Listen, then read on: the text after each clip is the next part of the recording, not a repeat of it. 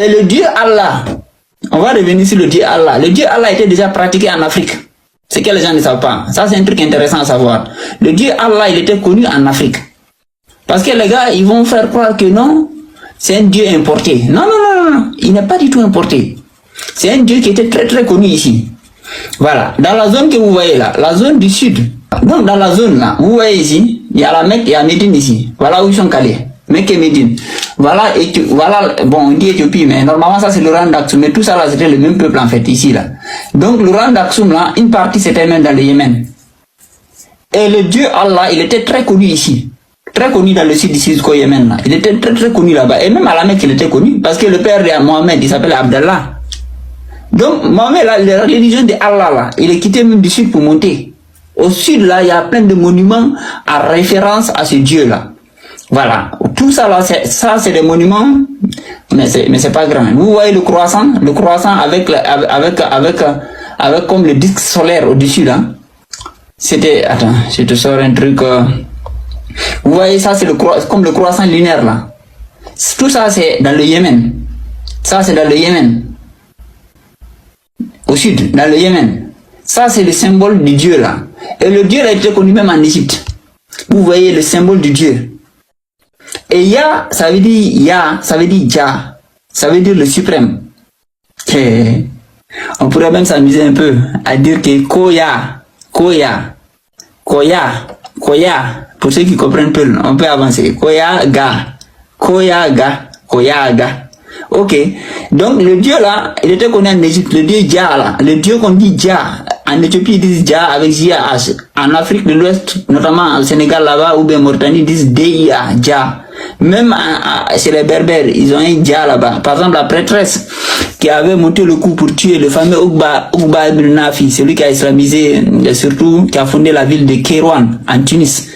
C'est la femme, la prêtresse qui avait monté le coup pour l'éliminer là. Elle s'appelait Jah. Mais là-bas, les Berbères, pour cacher le truc, ils écrivent ça D-Y-H-A. C'est-à-dire que pour écrire Jah là, ils sont allés tourner ce qu'ils ont mis Y dedans et H. Pour écrire Jah simple, hein, D-I-A là, ils ont mis D-Y-H-A. Pour embrouiller. Pour embrouiller le nom. Pour effacer les traces. Donc, le Ya que vous voyez là, c'est le Jah qu'on retrouve au Sénégal ou au Mali ou au Mauritanie, même en Guinée là.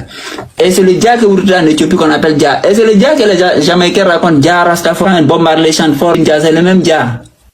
On le prononce parfois, c'est Jah. C'est pas Dia. C'est Jah. Tu peux mettre J, tu peux mettre D. D-I-A, J-A-H, I-A-H. Le Jah là, voilà le suprême là. Le Dieu là, il était connu. Ce que Mohamed a fait, il n'a pas introduit l'islam. L'islam existait, même les musulmans, ils sont d'accord que l'islam existait depuis Adam. Abraham, il était musulman, Moïse était musulman, Jésus. C'est les musulmans, c'est comme ça, on croit, non? Donc, le Dieu là, il était connu. C'est que Mohamed a remis au bout du jour, il est venu, il a dit, le seul vrai Dieu là, c'est lui là. Mohamed a juste dit non. Vos dieux que vous utilisez là, ouais, on sait qu'ils sont là, mais il y a un seul qui est suprême, qui est le plus supérieur à tous. Et il a sorti le Dieu là. Et le Dieu là, il était très connu en Afrique en fait. Il était très très connu. C'est pas que c'est un Dieu étranger. Aujourd'hui c'est bizarre. Quand on regarde la Mecque, vous voyez ici, vous voyez les choses, c'est pas du hasard, hein. Il faut faire doucement. Ça veut dire que le Dieu là, le Dieu qu'on vous enseigne là, les gars, ils ont travesti l'histoire de Dieu pour en faire autre chose. Mais toutes les divinités, par exemple, de l'Égypte ancienne, là, vous verrez, ça veut dire que, par exemple, ça, c'est Osiris. On dit Osiris Ya. Osiris Ya. Ya, selon certains, ils vont dire c'est le meilleur, ainsi de suite. Mais moi, je pense que c'est le suprême que ça signifie.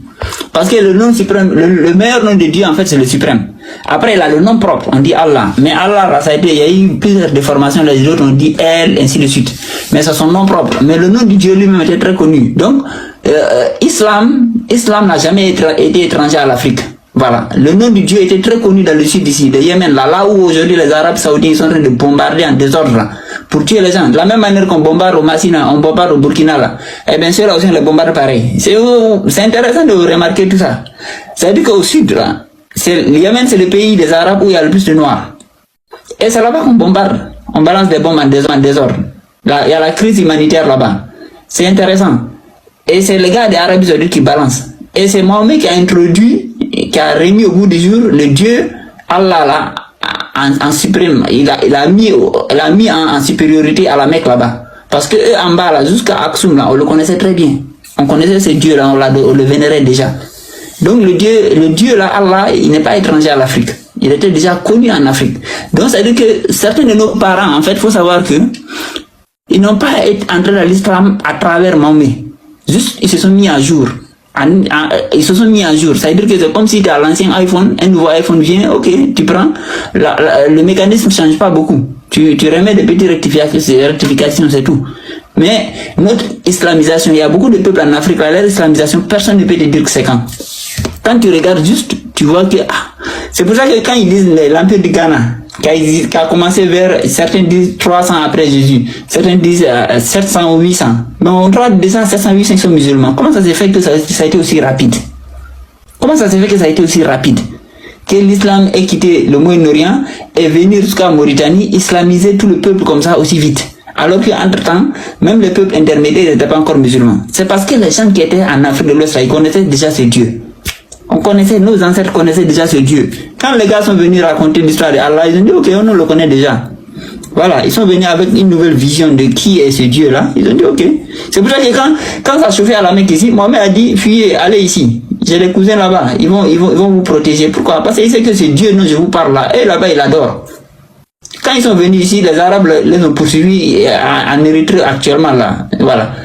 Et le roi, il les a dit, ils sont venus demander au roi, ils ont dit, rendez-nous ces gens-là, c'est des fugitifs, ils sont en train de blasphémer chez nous et tout ça.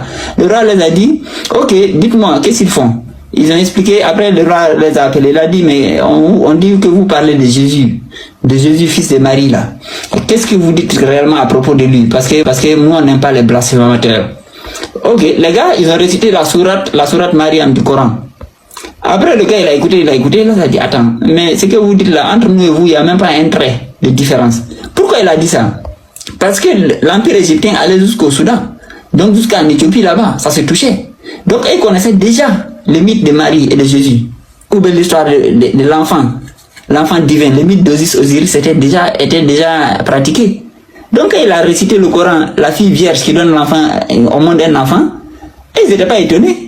Ils ont dit, mais attends, ce que vous dites là et nous, il n'y a aucune différence. Et c'est ce que moi-même m'avais dit. Il a dit, il y a un gars, un cousin à moi. Si, ce que moi je raconte ici, on me combat là. Si vous allez vous raconter ça là-bas, ils vont vous protéger. Et c'est ce qui s'est passé. Et ils ont fait la première mosquée de l'histoire même. Ça veut dire que réellement, parce qu'en ce temps, à la Mecque, il n'y avait pas de mosquée encore. Il n'y avait pas de mosquée. Mohamed et ses disciples se cachaient pour prier. Du coup, la première mosquée de l'islam, c'est en Érythrée. En Afrique. Donc, c'est pas une religion étrangère. C'est pas une religion étrangère. Ce n'est pas étranger à nous. Voilà. Et quand vous prenez Koumbi Salé, c'est comme la Sainte Vierge. Salé ou Sali, c'est pur. Kumba, c'est comme la dame, ou bien la Sainte. C'est comme la Vierge Marie, en fait. Et ça, tout ça c'était connecté. Kumbi. Kong était appelé Koum. Kong ou Koum, c'est le même mot. Donc, là-bas on dit Kumbi. Kumbi, là. Bi, là, c'est pour dire là. Dans les langues wolof, ils ont toujours maintenu ça pour dire bi, celui-là. Bi. Kumbi, salé. Et puis, à Kong, ils ont dit Kong seulement. Donc, le Koum, là, le Koum ou Kong, c'est un mot qui est très ancien aussi. On le retrouve un peu. On voit les traces, les raccommodations de la civilisation, la même civilisation originelle. Et la même religion originelle que le peuple avait. Les peuples civilisés. Mais il faut savoir que l'Égypte ancienne, non seulement ils étaient végétariens, mais tous les cultes qu'on dit aussi d'islam là aujourd'hui là, ils pratiquaient ces cultes là déjà. Voilà, ils pratiquaient les mêmes postures, les mêmes cultes, que ce soit christianisme ou musulman ou judaïque. Voilà, ils avaient les cultes, ils avaient ces sciences là déjà. Ces religions viennent de nous. L'alphabet arabe que vous voyez là, ça vient de nous.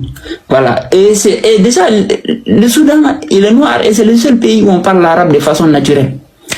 Tous les Arabes qui restent là, s'ils parlent le vrai arabe, c'est parce qu'ils sont allés à l'école. Sinon, ils parlent des dialectes. Le Maghreb même, on n'en parle pas. C'est pas l'arabe qui parle, c'est des dialectes. Ce qui signifie que c'est pas la langue naturelle. Un vrai Français n'a pas besoin d'aller à l'école pour parler le français. Quand tu vois que tu as besoin d'aller à l'école pour apprendre une langue, c'est parce que c'est pas ta langue naturelle. Voilà.